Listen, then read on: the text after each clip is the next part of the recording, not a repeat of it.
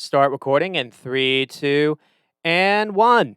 All right, and welcome back to the Reserve Squad Midweek Show, a soccer podcast covering all things in the EPL from a bench perspective. I'm your Spin, and I'm joined by my co-host Rex. And Rex, I did say from an EPL perspective, but the season's not going on, and this show is going to be U.S. focused. So I guess we'll try to Yeah.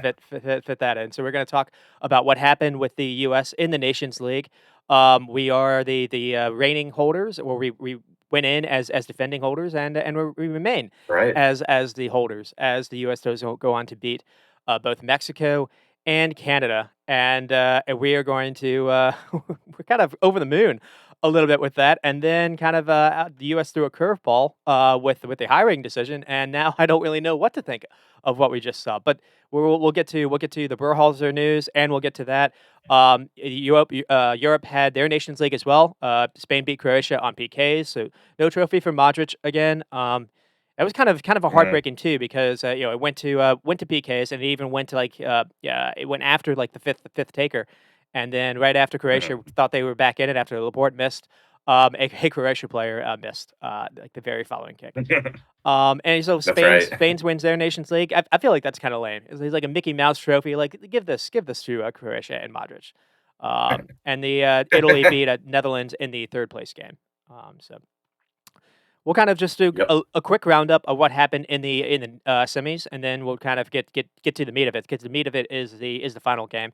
So Canada beat Panama 2-0, and then we beat Mexico 3-0. Going into the game, I had no idea what to expect, though there was a lot of hype that we were going to see Balogun, and he started. But Yeah, the guy that was the star was Pulisic. Pulisic loves playing Mexico. It's just like a thing. he really Uh, does. Yeah. and he makes amends for blowing an earlier chance. I was like, "Oh my god, one more of these, and you're not gonna be allowed back in England." Because he Oh, that looked, was a bad. Yeah, it, that was a bad he miss. had a chance to like a tap into to Balogun. It was almost like he did really well to like create the chance. He like beat like two or three players with really good pace, and then just decided to like flop it at the very end. But he made amends for it. Having a really good he's, like, the first one to react to, like, a ball, but we have a lot of bodies in the box, and that's what kind of creates it. We have a little chaos. Jay Reyna is a part of this chaos, and, Pulisic is first to it, Yeah, takes a really nice absolutely. touch, and then slides it in the corner. And then, at halftime after or at, in the second half, right early in the second half, there's a really good goal set up by McKennie recognizing Weah making a run to get behind their back line, and then Weah does a really good job to have a perfect square ball, for Pulisic to bury. And at 2-0, it looked like it was maybe done and dusted, and then Mexico decided to just go, red card hunting, or like, ambulance, chasing, essentially. They kind of lost grip of things. We suffered from that. We ended up losing, Dest and McKennie, to this, but we also get a third, to tack on at the end. So Balogun started, he didn't score, and Pepe came on and actually did score, which made Mhm. things a little interesting, 'cause, yeah, that brought in some conversations Absolutely. on who should start, versus Canada. But it was a really good run and set up by Dest, and so, like, Dest was spectacular in this game, and I was thinking, "Are we gonna miss him versus Canada?" And then we'll get to the Canada game. We had Scally step up, and in a weird way, maybe Scally was a better player to play, because he was super defensive minded. He recognized who he was facing. He didn't try any of these like forward runs. He recognized, "Hey, I'm gonna stay back." Uh, Mhm. but yeah, we absolutely thrashed Mexico, and a lot of the talk afterwards was, "Oh, this is like the worst Mexican team like ever." I mean, looking back, it was wild, because I felt like we relatively controlled them in midfield, and we did this without Tyler Adams. I'm concerned about that going into the game. Yeah. Um, Mhm. our back line was two center backs I don't think have ever played together, in Chris Richards and Miles Robinson, and both absolutely dominated. Yeah. It's Yeah. just, I mean, what were your Yeah. takeaways? What Richards what were was. your thoughts? It was a weekend Mexico lineup. Mhm. I'll give Mexico that, but it was just complete domination by USA. They looked really good under Callahan. They looked like they were kind of carefree and they were enjoying, just being creative. And Yep. well, I mean, Reina definitely looked like he had a point to prove for both of these games. He ended up getting hurt, but I mean, I think he had one of the assists in Mexico game, and then he had two assists in the Canada game before Mhm. before leaving. So he really came out with a point to prove. I think Pepe scoring a goal, he's going to him and Reina. Berhalter's got to figure those guys out. He's got to try to mend that relationship. Reyna's going to be hard, but Pepe basically said it's all in the past. So hopefully Reyna picks Pepe. But it was good to see them at least play really well. And Berhalter's going to have a lot of work to do with those players. He's got to somehow try to mend that Reyna relationship because Reyna was really good and he was better in a more advanced role too, which I hope Berhalter kind of was watching and kind of take some of these lessons to heart. Maybe Reyna can play higher up the pitch. You now see how important Reyna could be. Pepe, some other players too. So hopefully he kind of takes what BJ did in these two games, some of the things, and kind of built off that a little bit. I mean, we saw, like you said, a different style. I agree. We saw some freedom in our attack because it feels like Berhalter played, three in midfield, and it was very, I want to say, like, rigid. There was always kind of like a certain style that we certainly played. It was like, counter press. It was almost like a club style that we played with. But in a weird way, we never really played with a striker. We were always like trying Mhm. like Sargent or Jesus Ferreira. So it was different where teams actually had to actually, pay respect to what Balogun was offering, and I think that maybe freed up Pulisic a little bit. Yeah. We're gonna get Oh we're gonna yeah, he we're was gonna good too. dive into a little bit how this was a lot different than what we had seen with Berhalter. But you mentioned how Pepe like was spoke about it afterwards, and he was like, "Yeah, I'm okay with it." Uh, I mean, my thought that went into my head is like, that movie with Adam Sandler, like the Longest Yard, or like the football Oh movie yeah, yeah. when like Uh, Adam Sandler can like if he like says something nice or whatever, he can like get away, or if he like does a deal with the warden and he's like, I'm not going to do that. And so oh I feel like Berhalter he's shown he can be vindictive. He's shut out a bunch of people that have crossed him in the past, and so yeah. well, he's already hired. Oh, what are you supposed to say in that? No, I'm not gonna. Are you gonna like trash like the guy that was responsible for keeping you out of the first World Cup? And there's big Copa coming up next year. I don't know what Pepe's supposed to say other than like, yeah, cheer. We love Greg. Yeah, he's got to. Yeah, he has Um, to, and hope Greg picks him this time. I mean, that was just it was just crazy because Pulisic had the two goals, but I think the two people were talking about, after the Mexican game was how good Gio Reyna looked and Pepe scoring. And the two players that really were probably at the heart of everything that with the people were complaining with Berhalter. And then we see in the Yeah, next game with Canada, which we'll get to, maybe one of the players of the game was Joe Scally, who also didn't get a single minute in Qatar. that's right. Um, Yeah, so yeah, he's an underrated player as well, for sure. and Musa and McKennie basically dominated the midfield almost by themselves. And like I was trying to think when we had Tyler Adams missing in those games in a few games, Mhm, we never saw that kind of pivot. We always saw like mhm. Acosta's tried there, or some other players, and they worked quite well together. So Yeah, there was a whole Musa lot was of great playing more defensive. I was praising like you I was praising what I was seeing from BJ Callahan. I was Callahan in. And then we Yeah. hear right after that like it broke during the game too. That thought that was weird. So like the Yeah. first thing that they like reporters wanted to get like on the record was like not asking them about beating Mexico or how do you feel about Canada. No, it was about the Berhalter stuff. And like going into the Canada game, I thought there was going to be a big distraction. I thought it was the only thing people were talking about. Mhm. And lo and behold, no, we handled Canada 2-0, and we'll get to the Canada game.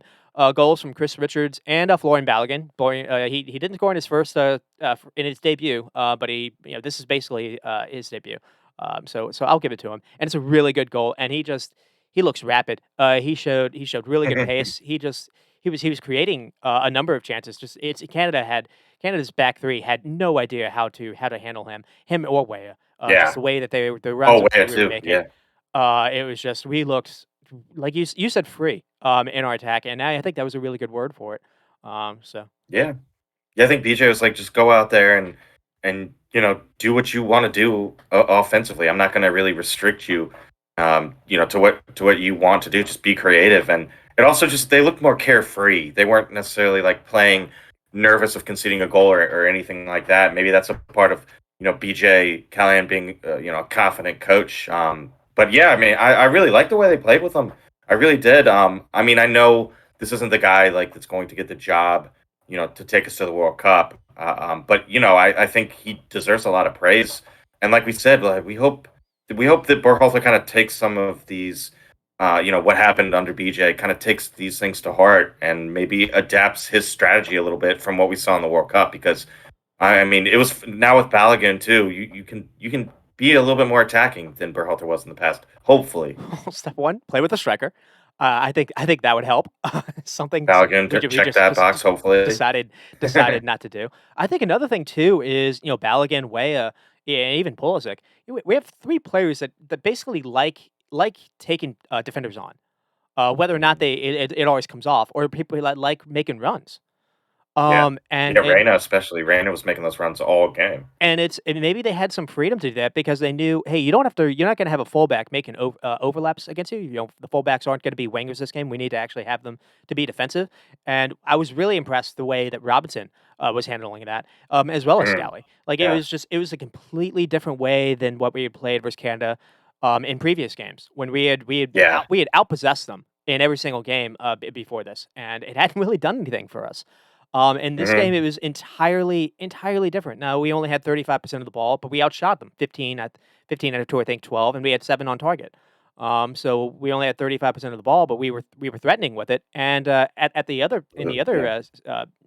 case of that, I can't really remember a time where Turner was really forced into a save. Now we had some really good last ditch defending. And Anthony Robinson, I think, had like 3 clearances when like if a Canada player was in there, it's probably a tap in.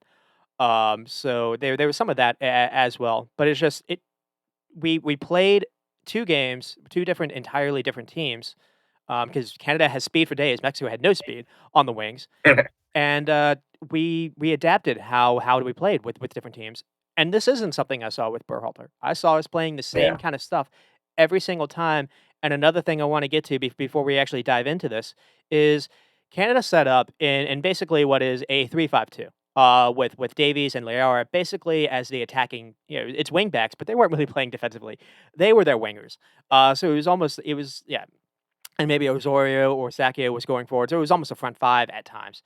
And this is the kind of setup that gave us fits in Qatar. The second half in Wales, the second half versus Iran, and then Netherlands. And we finally found a solution to play against it. And again, I don't know if we're playing with better players that maybe helped out as well, but we went into this differently than what we did in Qatar. And again, we've decided to hire the Yeah. guy who screwed up. So there it is what it is. To get started with Yeah, the we'll see. to get started with the U.S., we lined it up with Scally, who didn't see a minute in Qatar, who was incredible. Uh, Zimmerman, who I was kind of I was a little worried about this because Robinson was really good versus Mexico, and he was ruled out because of some kind of injury. And Zimmerman, I thought, was one of our weaker points in Qatar, to be honest, because we were playing a high defensive line, and it was really easy for teams to run behind him. And he was playing next to Ream, which he doesn't really have the best pace Yeah. either. Yeah, Playing a it's high like the line 2 with slowest them guys. wasn't great because while we were playing a high line, we also had our fullbacks being really high up and they basically being our wingers. So it was countertown on us. But another thing too was I thought Zimmerman was quite poor in his distribution in Qatar. And in this case, it didn't really matter because we went long like every single time. Turner was like, "I'm not going to worry about passing it from the back. I'm just going to kick it long." And we actually scored one of our goals from that. Uh, and then Well, yeah, yeah, we did. Robinson as the other fullback, and then Chris Richards next to Zimmerman, and then Musa is kind of like the lone 6. And I was kind of worried looking at this, to be honest, because it was then Aronson and Reyna, and I thought it was too attack minded. I was like, ooh, Aronson and Reyna. It's just going to be Musa. It's going to be Canada's going to have some fun in that area. And Aronson did a fantastic job of working without the ball. He didn't necessarily win the ball back a lot of times, but Yeah, he was like a bee on or like yeah, one of those like stinging things that just you swatted it, it doesn't go away. it was a gnat. To Davies, It's a yeah, gnat, like, a net yeah. that you can like actually get, yeah. Because he was just a pest at Davies, and yet when sometimes when Davies would get by him, like Aronson did a good job to like foul him or like slow him down. And I thought that was pretty impressive. And Mhm. then just Raya having a little bit more freedom to be centrally or not. Like I weirdly, I remember there was a big talking point going into the World Cup or maybe like afterwards that Gio Reyna has to be in the front 3 because he can't play in midfield. And I remember like we were playing him Yeah. as part of the front 3 in the beginning. And it was weird because he was always Mhm. playing he was always going back to get the ball anyways. So it was stupid, Yeah, and I he was like, was. "Way is kinda better to play anyways." I remember that being a conversation, He's I was faster. talking about. I was like, "I would rather have Raya, than Gio Reyna, maybe have Raya as a sub." And looking back, no, we could have easily played this. We could have found a way to maybe not start him because the Musa, Adams, and McKinney, midfield was quite good for us. But it was Yeah. also they their legs got heavy, to kind of, playing every single minute. And you easily could have had Reyna on as kind of like a second half kind of thing idea in Mhm. some of these games. Versus Wales when we weren't good on the ball, or versus Iran. And then when you brought him on in versus the Netherlands, you played him as the false nine. You didn't. Ugh, oh well. Yeah, well, that's what we just wanted more. We wanted more Reina. Every game, it was like, well, if he played, he didn't play enough, or obviously he didn't even play because we know the whole history with him and Berhalter. But yeah, I mean, hopefully, Reina will continue working hard, and Greg will just forget everything, and Reina will forget everything, and we can still, have Reina and have him maybe in the starting 11, but at the very least, he needs to be like a 30-minute sub guy, at the very least. So I don't know. I'm worried because it's Berhalter now, so like that relationship is fractured. So we'll see what happens, but I think he's critical going forward in the future. Reina, I think Greg really has his work cut out for him. He's got to smooth this over. I mean, he's got to figure things out because the World Cup's coming up soon, and it's in the United States. So, and Berhalter might not be the coach then, right? It's like a year-long contract, so they'll reevaluate in a year, I believe. That's I think it's very interesting. They're like, "We don't want you to screw this up, in the Gold Cup." The first chance we'll get to maybe see him is, I guess, next season when he tries the friendly before we do the Gold Cup. I mean, Copa. And if we lose, like we lose in the Hmm. first or second round versus like Peru, I do think the Heat should actually be honest because you look at this is gonna sound a little maybe naive or homerish, but it does feel like we have a squad now. We have a legit squad to challenge something, not necessarily challenge the top teams in Copa, but someone like Peru or Venezuela. It's going to be on a U.S. ground. Um, I Yep. would, or I don't know, say Uruguay. But I just I don't know. I'm hearing Berhalter back. I do. I just go back to how we played in qualifying, even before, like, we maybe don't even get out of qualifying if not for some of the goals that Pepe scored. And another thing too Yeah. is, did we win many games out away from, US grounds in CONCACAF? I don't remember that. I No, remember not us kind of really. We struggling had trouble. versus, like, El Salvador, or, yeah, Yeah. or like away to Panama. Sometimes it was the field conditions because one was like a monsoon, and other times it's like ridiculously hot and humid. We So I lost think we lost part to of the away Jamaica, form, or we but tied Jamaica, yeah, we're away constantly to Jamaica. struggling to worst teams on the road in conference. Yeah. But it's also I just the lineups, the call-ups. You look at this team sheet. I just don't think Berhalter would have played this kind of team. Maybe he would have picked Mm. Zimmerman, but because he did. But yeah, and just yeah. So I mean, we'll move on. And with Canada, Canada went with a back three. It was just interesting to see Kennedy get a start at center back, and Alistair Johnson, or Johnson Alistair, because he's more of like a kind of a fullback, and playing him as a center back, I didn't think worked at all. And Kennedy, I thought was slow, and I didn't think he necessarily worked out for them either, because it seemed like Canada played a traditional back four versus Panama, and it was interesting to see them kind of switch it up a little bit here. Um, and I don't think it I don't think it worked out for them because you saw they were really their three center backs were really slow. So when Yeah. you're playing with a back three, you're thinking, "Oh, we've got 3 covers, so we're actually good." But if you got one person that can actually, split in a channel, um, you could still be vulnerable, and they did not like Balogun or Weah running at them at all. So Yeah. No, not at all. That speed too. Weah in particular is very pacey.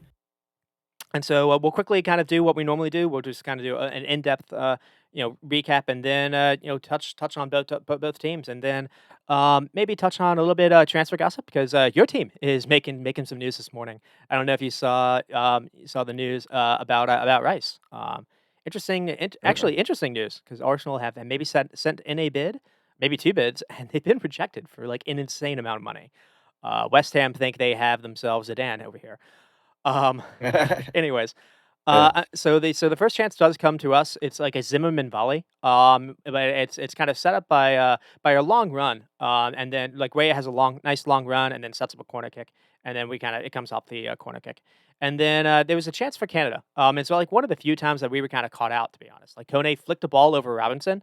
To get behind him, and then plays a ball that beats Chris Richards, that finds Laren in the box. And if this shot is maybe on target, or maybe hit closer to the corner. Maybe Turner struggles, but it's right at Turner, so he's able to basically catch it.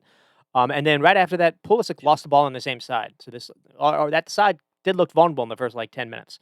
Um, this is where later you actually saw Hardman move Davies from the right side, from the left side to the right side. I don't know if because he saw this. Like, it seemed like he thought Robertson was maybe vulnerable. Um, and again, Richie Larea, gets on the ball, and it almost like it spoils the decision making. He just ends up going backwards. I think they ended up losing it. So like nothing really came from Pulisic losing the ball in a pretty bad area. And then in the 10th Yeah. minute, I've got a chance for the U.S. So Scally has a fantastic long ball over the top. It seemed Canada were just like, we're not going to really press you. We don't really respect your long passing, and that was a mistake because this was like inch perfect to Pulisic making a run, and then the ball ends up finding Weah, who tries to find Balogun on like a near post run, and it nearly comes off. But it's fantastic delivery by Weah as well.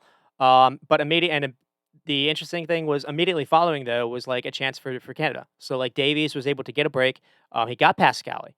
But he couldn't keep the ball in bounds. So this was maybe the chance where like Canada was looking for, and it almost fell to them. And it just thankfully, because after Zimmer, Scaly is behind him. Davies, if he's able to keep that ball in bounds, he just is Zimmerman to beat. Zimmerman's toast. So Yeah. maybe Not Rich not would fast have been enough. able to get back, but that was almost the uh-oh moment. But then we get the first goal. And it comes from Chris Richards, and it's a header from a corner kick. But I want to touch on what happens a little bit before that, because we get this from Brendan Aronson, kind of jumping on a loose ball and playing Balogun, making a really clever run. Who then just like almost like a really nice like quarf turn.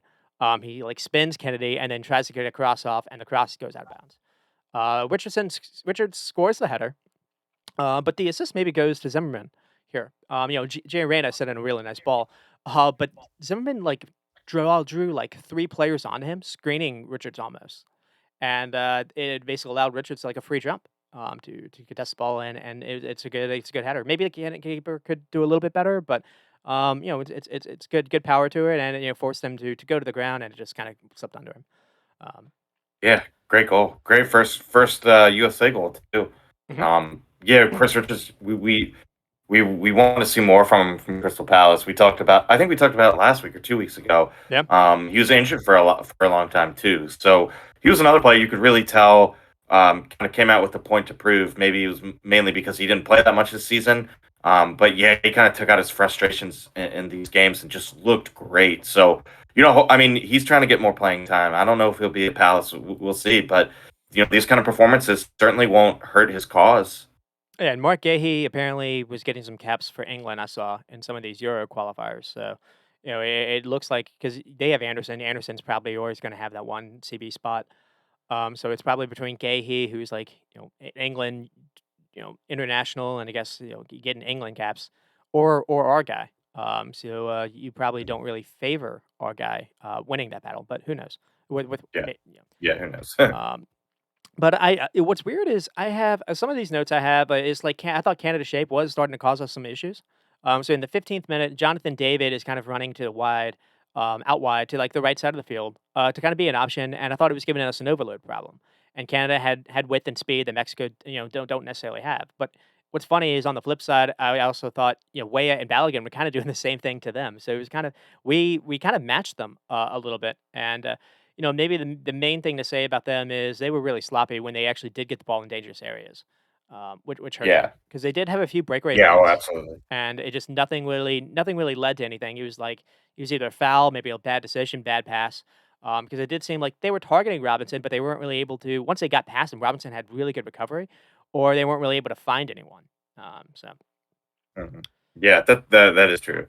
Robinson was good though, man. He Some people want him to move to a bigger club, but I would kind of prefer him to stay where he's at Fulham because he's going to play like almost every game.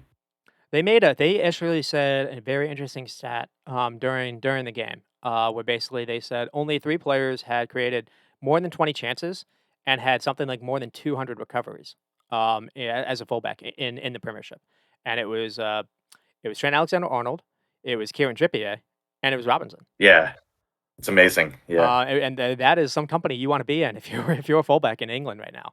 yeah, Um, top three fullbacks in England. I mean, you got the top two right there, and then Jedi mentioned in the same breath as those guys is awesome. I mean, just the way he can bomb forward, and this way, I thought he what impressed me was he showed he can be defensively good too. I think that's always been kind of a maybe that's just a stereotype or whatnot. Maybe you just kind Yeah, of look the at attacking what's happened fullback. at Yeah, Fulham. But I thought I was really impressed, and you mentioned how maybe you would like to make him stay at Fulham, and that partnership with Weem is really good. I was thinking if I'm Newcastle, and you have Dan Burn, mm, if I could kind of do, I mean, you mentioned how they may be linked to Tyranny, who's kind of a similar kind of player. yeah, That would be hard for me to maybe to turn down. yeah. I don't know. Oh, I'd be fine as long as he's going to be the starter.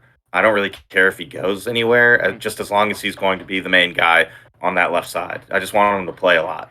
So yeah, like if he was going to replace Burn, he'd play just as much as Newcastle with Newcastle as he would with Fulham. Plus, he'd be in the Champions League. So yeah, that'd be great. As long as he's playing a lot, I'm happy.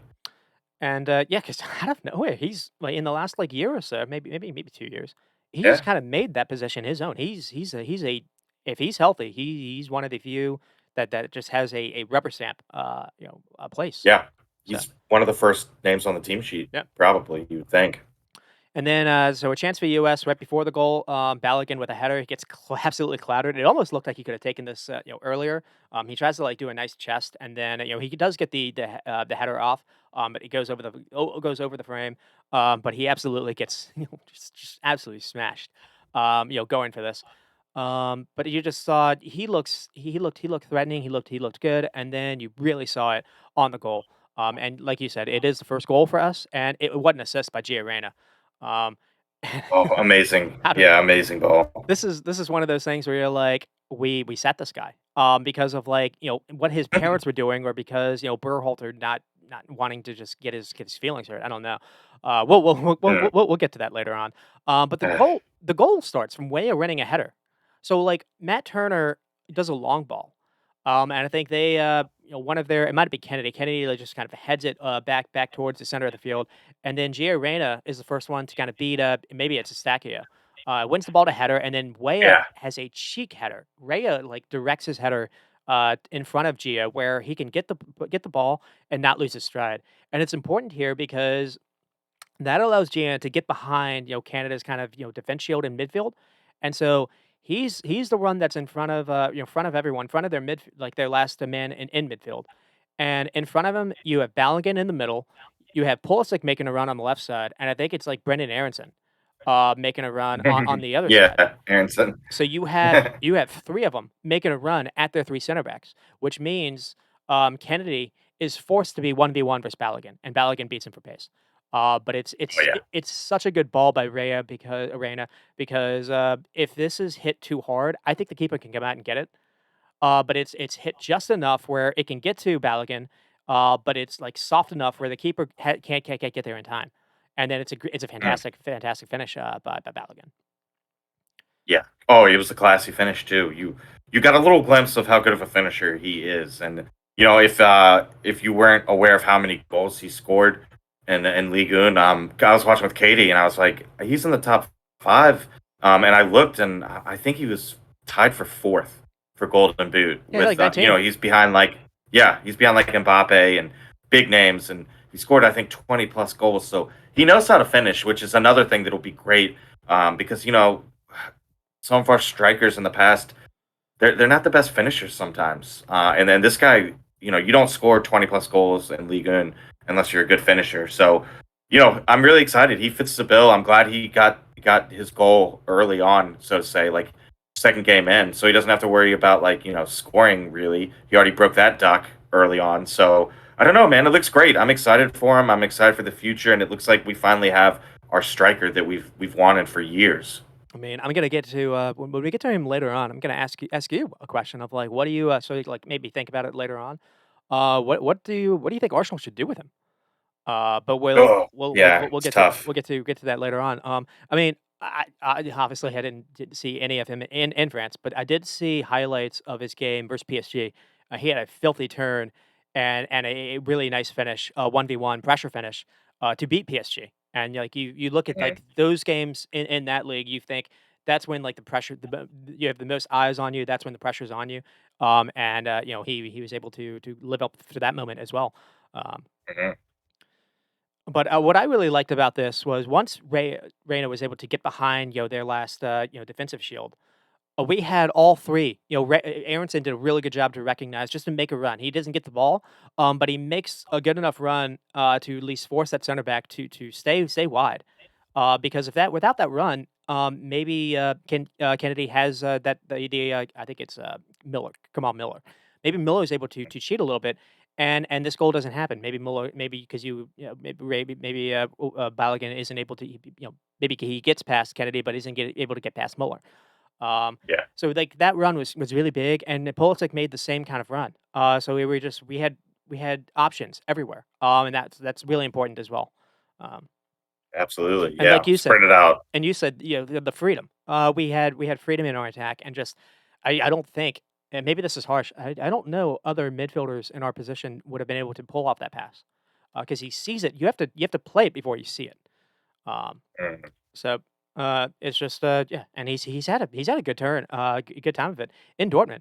He Yeah. hasn't had many minutes, but when he's come on, he's been pretty big for them. He scored a couple big goals, for them to help them with that title chase. And when he came on in the second half, in that final game, he was maybe the best player. I think Mm. he created a goal. Maybe he created 2 of them.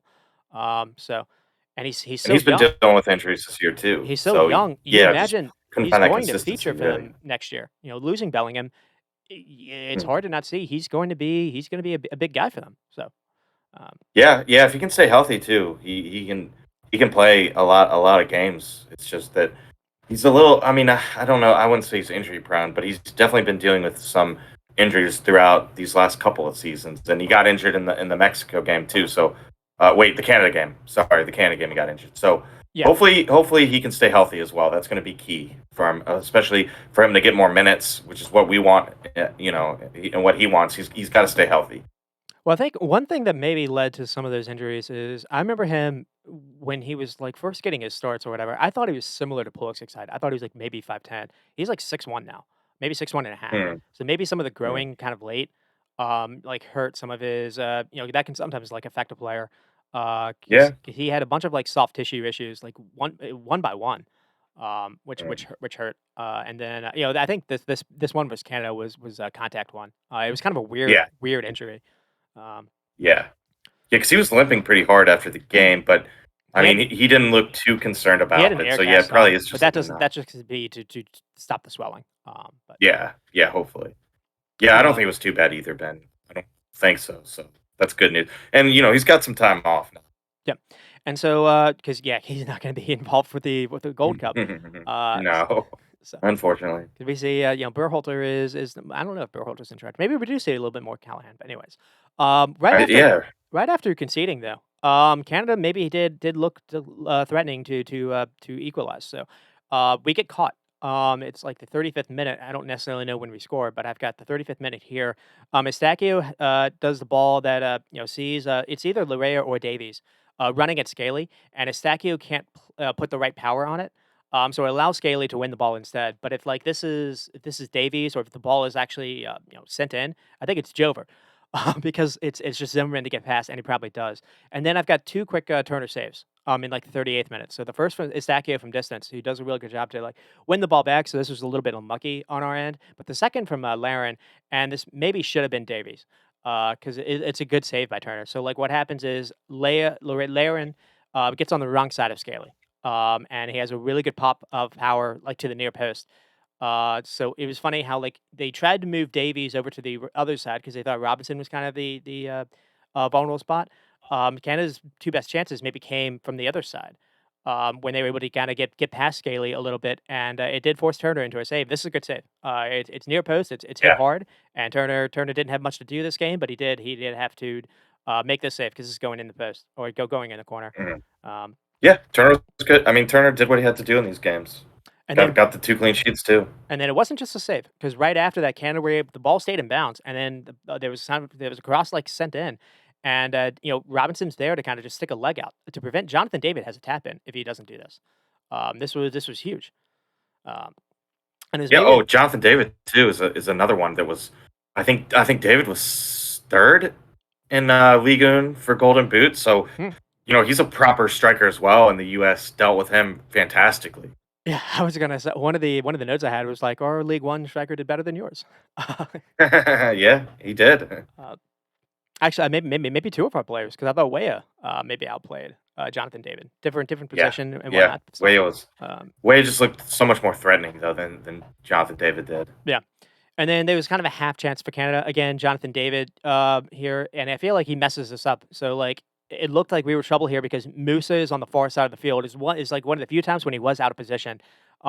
David has space to carry the ball basically to the top of the box. Like no one can really, and that's when Zimmerman kind of closes down on him, and Musa was able to actually do a good job to catch up.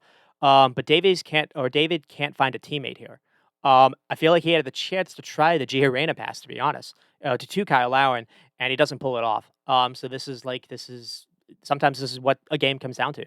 Reina was able to do it for us, and David wasn't for them. In some respects, I mean, just this is the one area where I was like playing or the way that we were. Sometimes it did seem like there was a lot of cover, a lot of ground for only Musa to cover, and it was one of the few times when they were able to get behind him with him out of position. Thankfully, it didn't hurt us. Yeah, yeah, thankfully. And maybe they learned from it too and we're like, "All right, we can't let that happen again." Yeah, I do. I think there was some of that, to be honest, because at halftime we saw an entirely different team. Canada. At halftime, Canada had more possession, but it was funny how like that kind of worked against them because it seems like they wanted to turn us over. And the only few times when we did, there was a Pulisic chance, and maybe there was a couple of times when they did a good job of like building from the back, and they were able to like do something clever to get past Robinson, but it never really Mhm. led to anything like significant. So it was funny Yeah. how like Canada had more possession, and that was like frustrating them a little bit.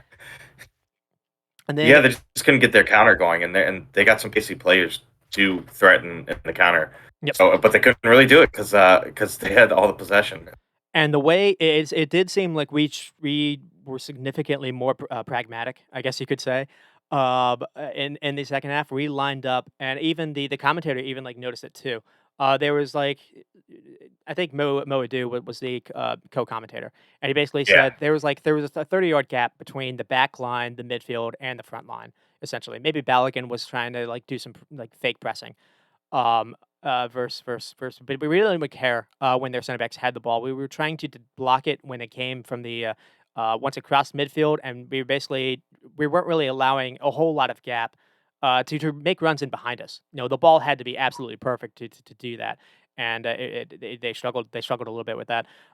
Jay Arena did have to come off, and we saw Luca Della Torre, which was good to see. So and it's a different kind of player. And I felt he did kind of get pushed off the ball a little bit, but I didn't think he necessarily did anything negative. And it was interesting to see Canada kind of switch, from their back three to basically a back four. But we were wondering how we were going to necessarily react, how we're going to play, up 2 goals, because if we did concede, that kind of gets into your head a little bit. And to be honest, Absolutely. we were still the team on the front foot. We had like 3 corner kicks in a row where it seemed like we were dangerous on every corner kick. For one, we scored on one, but it seemed Richards had a header here that like hits the bar. Balogun then later had a shot that was like blocked off the line. A lot of Oh this was yeah, gosh, Canada was, like, struggling, it just to Marcus yeah, it anytime could we have been had a worse. set piece, it just seemed like Zimmer that's where Zimmerman actually, like, worked out. I Yeah, kind of, I trashed I don't wanna say trashed him, but I was a little wary of him, at least defensively, but at least on these set pieces, he was a weapon. So good for him. Yeah, yeah. We looked threatening on set pieces all game. It was awesome. And then I got a couple chances here for Canada. So the 58th minute, Jonathan David. Canada thread a really good ball in behind our midfield again. David gets like top of the box again, and again he feel like he made the wrong decision. So he tries like a power shot from distance, and he kind of hits it into the crowd. But it was just another one of those things where like you had teammates to do something else, and you can't get the shot on target. And then I've got the 58th minute. There's a chance for Davies, who gets successfully gets behind Scally. So Scally wasn't perfect in this game. He did have a couple uh-ohs, but it didn't necessarily lead to anything because we had Johnny on the spot with Robinson. So uh, Davies gets behind Scally, but he has to wait for everyone to catch up to him, and then his cross is sent in and it's cleared by Robinson. And this is like the Yeah, second very time clear. he did this, where he like followed his runner and he kept his eye on the ball. He didn't necessarily get caught ball watching. Well, I shouldn't say that. He followed his runner. He didn't just keep his eye on the ball. There we go. I should say. Yeah, Because if and he this, pinched in nicely. It was good. it's easy. It's easy where you could have lost track of your man, or like kind of lost track of where you were on the field. And Davies does a good job to actually try to square this ball. And again, it's a tap in if a Canada player is there instead. Yeah, yeah, definitely. Yeah, that was great by Jedi there because it was a dangerous ball, really dangerous, and a lot of finishers can switch off there just for a second, and the guy you're defending can get on you and get goal side and score. But yeah, Jedi was aware to that. It was great. Actually, you said Jedi a couple of times. I feel like the commentator said, "Is that his nickname? Or is that his name?" Yeah, no, well, it's Anthony Robinson, but they just Okay. call him Jedi. I I think was it's like like, his nickname. Yeah, I was like, I like it. am I calling him the wrong name? Jedi. Yeah, the commentators call him that too, so it Okay. stuck with me. Yeah, Jedi. I was like, "Whoops." Well, there we go. Because Jedi Robinson. I did that last week. I like when I was talking about DeMarco, I said Chris DeMarco, and Chris DeMarco's a golfer, and apparently his name is Federico DeMarco. Oh yeah, oh yeah, Chris DeMarco. So I was like, "Oh, am I doing that again?" And then, Canada did kind of change it up a little bit. They made some subs, so they took on they brought Victoria on. Victoria started the game versus Panama, so it was interesting to actually not see him start. And then they brought on Tajon Buchanan, and at this point I was like, I was actually a little worried because I was thought, well, now they have pace everywhere, and Tajon Buchanan can take someone 1v1 and beat them. And what's funny Mhm, is Tajon Buchanan did nothing. Anthony Robinson was rock yeah, on him. mhm. Yeah, and Tayshaun's very pacey too. So it was just more. It was a different kind of job for Robinson, and just I mean to be able to play the whole game, and then later on a pacey guy with fresh legs comes on. You would think that that would be kind of a recipe for disaster for Robinson, but no, he shut him down. And Tajon and the fresh legs did not get to Robinson, and he's probably used to that too in the Premier League because every team you're playing has some fast players that you got to watch. So yeah, he did great. He really did. And then I've got a big chance here for Canada. So it's Kyle Laren. And I feel like he does need to bury this, to be honest. And this is in the 66th minute. So if he does, 2-2-1 game, you just brought on Tajon Buchanan. This could have gotten a little interesting. And it's, again, it comes from US not being able to clear a ball. So like a rebound finds Laren. And he's like 8 yards away from Turner. And he just blasts us over the net. He tries to like side Hmm. foot volley it, and he can't control it. But like this comes from, I think, a free kick. So like Abu Duke kind of gets the ball from a crossfield pass by Davies. Scally is forced to mark two guys here. So it was the one time where like our setup kind of went against us because they found a way to like overload us a little bit. Adueke controls it, and then he feeds Laren the ball, and Laren makes weak contact on the first one. I think Zimmerman or Richards tries to they defend the first shot. It's a weak shot, but they defend it. But the second, it ball like falls right to Laren, so he gets a second try. And the ball is rolling to him nicely, and instead of trying to put his laces through it, he tries to side foot like pass it in, and it just maybe it Mhm. bounces on him, but he sends it over. And yeah, this was a big chance for them. Um, Yeah, absolutely. Yeah, I think the bounce got him. On further viewing, it looked like it, but I don't know. and then we did something interesting here. We made a change, a defensive minded change. So we brought on Cardosa for Brendan Aronson, and we basically moved to like a 4-2-3-1, like kind of like a double pivot. And so so we switched from basically a 4-3-3, which we started with. I'll get to that later on because I did want to mention that. So we switched formations here. depending on what the game situation required. You know, it required us maybe having 2 in midfield, maybe being a little bit more progressive or maybe pragmatic. We still had pace to hit him on the break, and we kind of moved into more of a counter formation because Canada was having a little bit more of the ball, and it's what the situation maybe required. And this is again BJ Callahan having really good game management, not just picking the right players. In my opinion. Um, Yeah, yeah, definitely. and then Yeah, yeah. His subs are good too. That good call. And then we get a chance here in the second 72nd minute. So like Canada's kind of holding off for dear life here is what I have. So Balogun is nearly played in on goal with a great pass by Pulisic. He basically does the Reina pass. It's stopped by Adareke kind of sticking a leg out, and then Canada Pulisic again almost gets to the follow up and almost does what he did versus Mexico. And then I think it's like Kamal Miller he sticks the leg out to kind of block this from basically going out of bounds. If if Mhm. if he doesn't get if Muller isn't there to get that leg out, I think Pulisic's able to kind of tap this in.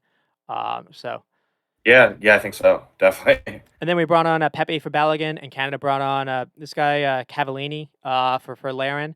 And then we did something really interesting in the 78th minute. So we took out Scally. Scally was kind of struggling. I think maybe he was even bruised up a little bit. And because there was a little like 5 minute stretch where we were actually playing down a man because he was like getting treatment. And we brought on Austin Trusty. So we gave Trusty a Hmm. debut start and moved to a back three with bringing Weah as the wingback. And so again, it's another situation where hey, the idea where we have 2 goals. Let's say they're basically playing with like a front five, and they've got winger. You have someone like Davies everywhere. Let's put Weah and let's actually kind of double up on him a little bit. And again, this is good game management in my opinion. Um, Yeah, and Weah has played fullback this year, a decent amount for Lille. So it wasn't like it was a new spot for Weah. He had played that this year, so it was great. Yeah, good change by BJ. And I'm trying to think, we had a situation like this for Iran, where we I think Berhalter did go to a back five to kind of keep that 1 goal lead. And we did Shaq more Mhm. instead. So that's just Yeah, again, I'm just kind of going back from what I remember. And then Canada did have a yeah, big chance in the 83rd minute, and it's another chance that's basically cleared away by Robinson. So instead of Lara trying a shot, he tries to pick out Davies instead, and he plays the ball behind him. But lo and behold, who's there to do the cleanup to prevent Canada from being able to get another tap in? It's Robinson again.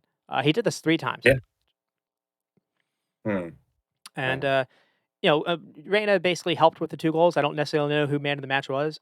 I think you could make a case that it was Anthony Robinson because he saved 2 goals, maybe even 3 himself. But yeah, Yeah.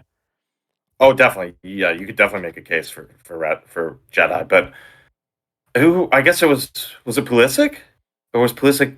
I saw Pulisic him with another trophy. Pulisic was definitely man of It the match. wa- Maybe the king of like the Nations League. Like Oh, was that what that trophy was? Okay. Maybe that's what he Yeah, did. or something like that. Pulisic was man of the match for Mexico. I don't remember Mhm. Pulisic maybe Oh, doing a whole lot, in this game. But it just again. he still did. It's not that Pulisic had a bad game.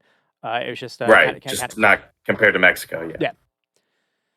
I mean, so to kind of end, I had did have moments. They just didn't necessarily have their finishing. So this could have gone differently. And their set piece delivery, I thought, was really really poor. Anytime they had a Oh corner kick or yeah, whatever, it was we were bad. never threatened. It seemed like Zimmerman or Yeah, Richards was winning every single header. Both defensively and when we had the set pieces, our delivery was good with Reina, and our we were threatening. We were able to get on the end of it.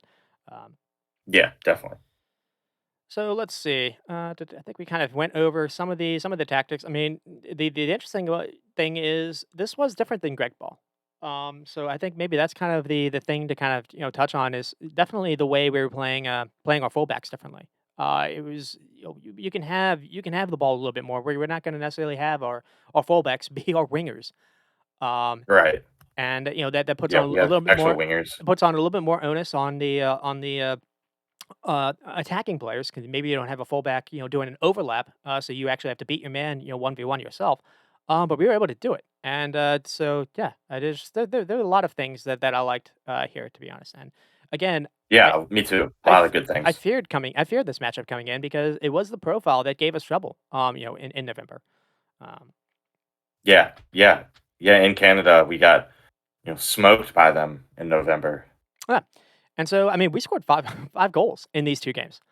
Um, Yep, it and helps conceded 0, which is huge. it helps playing with a striker. Weird. Yeah. Because, like, I just remember us, like, really, really struggling, and when I get to the stats, I'm gonna say another stat, so I guess I'll say it here. Canada was 2 for 17 crosses. We were 6 for 19. I remember we had something like 30 attempts a game, in Qatar. It seemed like that was, like, how we played offensive-minded football. We had our fullbacks playing really high up, and then they were crossing balls in. Just we Mhm. were significantly more inventive, and like you said, it seemed like our attackers had more freedom to kind of take players Yeah, 1v1. If you lose it, who cares? 100%. We've got people behind the ball to win it back where we aren't necessarily vulnerable. So I yeah, Yeah. Yeah, definitely. and it's just it is funny how like we were so much better defensively because of that. So like, we were able to have players back. So yeah. Yeah, it was great. But some Good of the stuff. Hopefully, it'll continue in the Gold Cup. some of the key stats, I don't necessarily have XG, but let's see, I've got 12 shots for Canada, 4 on target, 15 and 7 for us. Canada had 64% of possession. We had 36. And usually you're like, oh, that we were just maybe we just got lucky. Oh, we were just playing counter ball. I mean, we did it. I think we did it tactically. We also went into this game without some of our best passers. Without Dest, without Tyler Adams, without Weston McKinney. Just seeing the starting lineup, Brendan Aronson, as kind of an 8 midfielder, you're like, "Uh-oh." And then, Musa played a position he doesn't I don't think he plays it for his club. And he was fantastic, as kind of the Yeah, lone number 6. Um, he was great. Yeah, yeah, definitely. like, He so adapted very well. so we set up to play without the ball. We knew we weren't necessarily gonna have it. Like, our passing numbers were down. I think we had 278. And they had 417. But another part of that was we went long. We didn't try playing from the back. That was another thing that Greg Ball supposedly was. We tried to be like Man City with center backs that Aaron Long and Zimmerman. So Right. we were like, oh, I don't need to necessarily do that. I'm going to go long, and we actually scored one of the goals from going long when really great wins a header. So. Yeah, true. So, I mean, where do you want to start? We touched on Balogun. What were your first takeaways from him?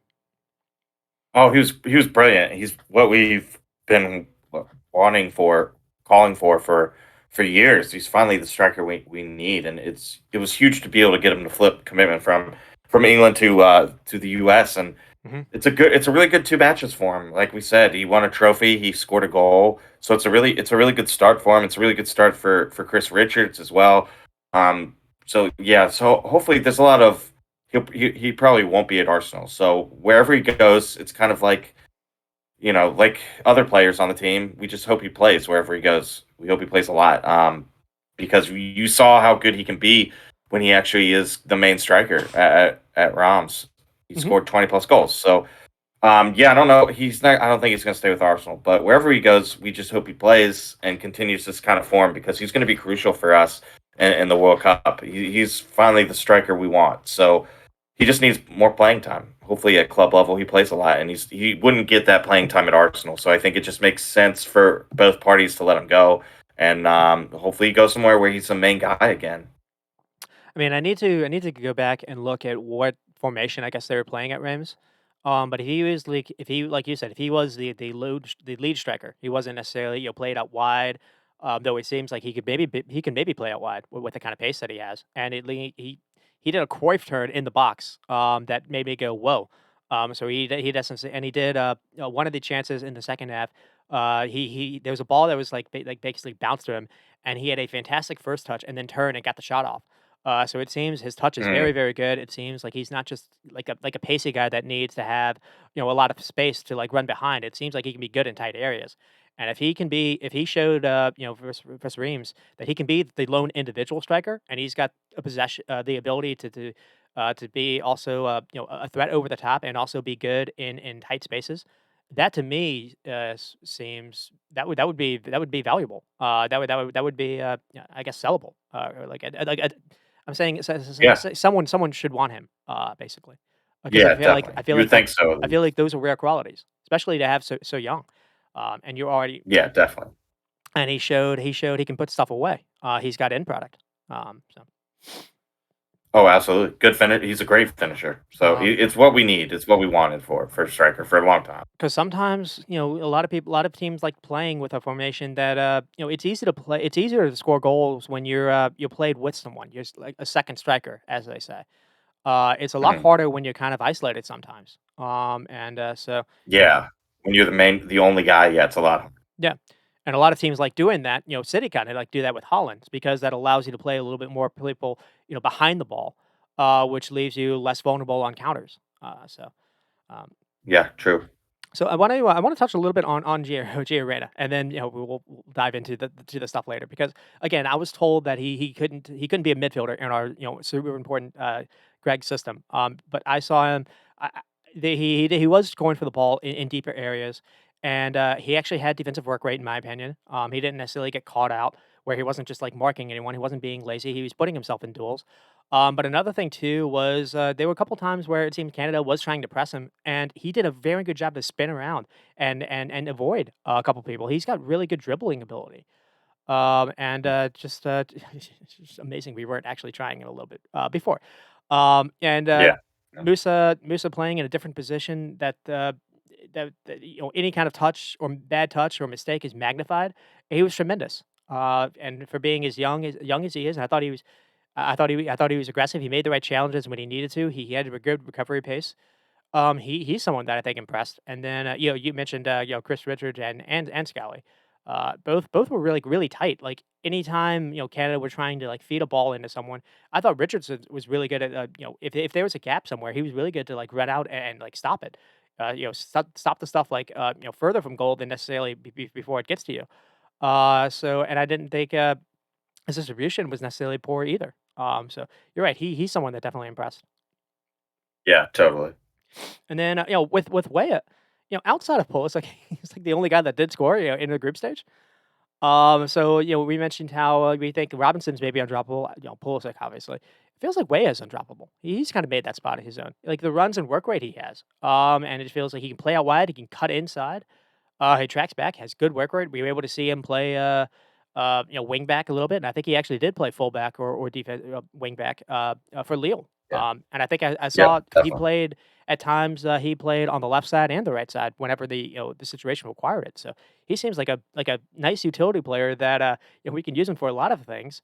And Oh, he's another absolutely. player that seems like maybe someone should look at and try to find a gem. I think so. Yeah, definitely. It'd be smart to look at it at least.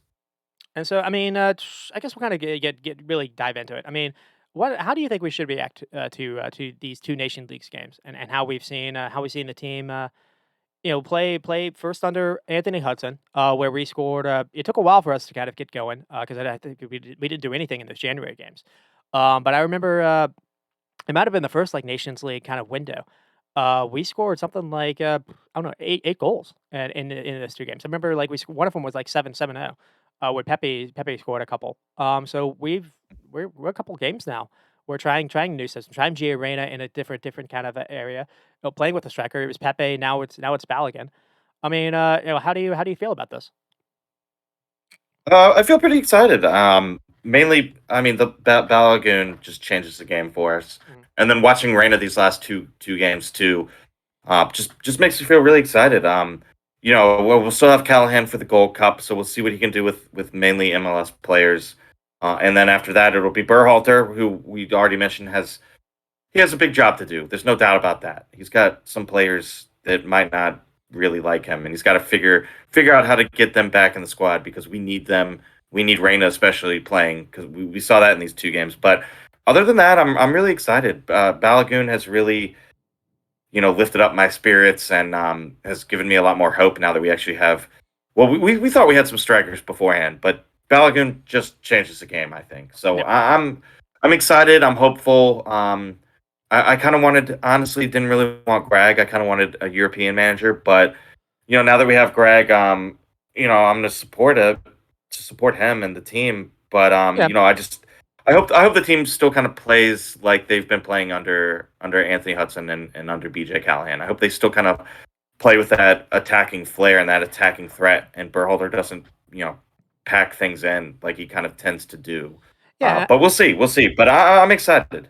And I don't wanna necessarily just be anti Greg. When we get to him, there are a couple good things that he did that I wanna mention as well. But I think you can, I don't wanna necessarily get into a point where, like, "Oh, I'm just gonna get behind the team because, like, they've selected him." I think it's healthy to have healthy criticism, where you can maybe push him to be better. So I wanna get that in mind, but, like, some of the things that I heard was, "Oh, they couldn't get who they wanted, so, Greg was, like, the best one available." I mean, maybe you didn't wanna try with having his first time, being a coach. I understand. Or, maybe you didn't feel Jesse Marsh was ready. I can understand, but at the same time, we're gonna have a warm-up with Copa before the World Cup. So whoever's in the job now is going to have a warm-up anyways. So by the time the World Cup happens, someone's going to have experience anyways. But, like, we're seeing stuff with Callahan that we didn't see with Berhalter. So I don't think you need to have Jose Mourinho over here. So it's just like it's weird how we Right. didn't kind of look into it with that mindset where like at least even if we'd rolled the dice with Callahan or Hudson like we had before, you would have given players a clean slate. But to touch on it again, the things that Callahan did is that I think it was different that I want to highlight is important as well. So like the way he used Scaly. Uh, and Robinson, the way, we didn't have our fullbacks, bombing deeper. The way we switched to a back five when the game, required it, to kind of we saw what Canada wanted to do, and we countered it. I thought the second half decisions he made were good. We brought on Cardoso on to a little bit more defensive presence in midfield. We saw maybe Aronson was kinda getting bullied a little bit, and Cardoso, won some duels, won some headers. And, he brought on Pepe for Balogun, so Balogun didn't do the full 90. Gave Trusty a debut. So I mean, these were good things in my opinion. He had Yeah. good game management, not just kind of the roster that he went with. And again, he recognized how Canada wanted to play, and we set up to counter it. And it probably was big for him to start Balogun. To be honest, there probably would have been some thinking where he's just been with the camp for a little bit. He needs to ease himself in. No, he was Right. like, "You're gonna be our main guy.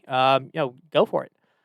So I I think loved it. Yeah. he gets credit for that, and I think the way he played Gio Reyna Yeah. giving him some freedom. I think he gets credit for that as well. Absolutely. Yeah, definitely.